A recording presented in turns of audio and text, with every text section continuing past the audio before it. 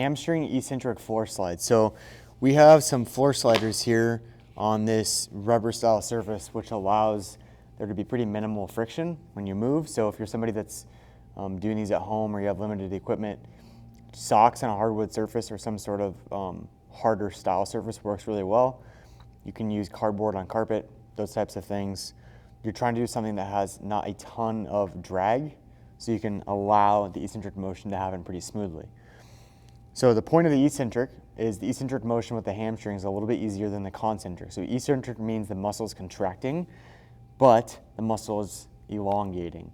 Concentric means the muscle is contracting, but the muscle is shortening. So typically eccentric produces higher force, but it's usually a little bit easier to do in terms of like overcoming gravity. And then concentric produces less force, but it's usually a little bit harder to do. So if someone really struggles with the technique, we typically kind of go isometric to start, and then maybe some tempo works as more of an eccentric, and then more of a concentric. So I'm gonna go on my back, feet on the floor slider.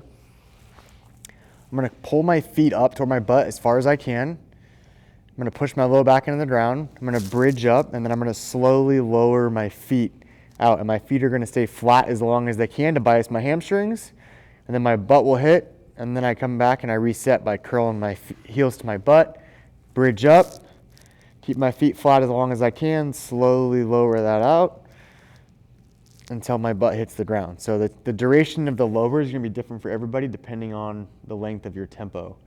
So if you have a 5-second tempo, you're trying to lower down for 5 seconds. Just be mindful that you're actually letting your butt hit the ground, pulling your feet toward your heels to your butt, bridge up, and then go again, because that's going to take away that concentric component. And usually when people do a concentric floor slide with the hamstring, they'll really arch their back and compensate through their low back.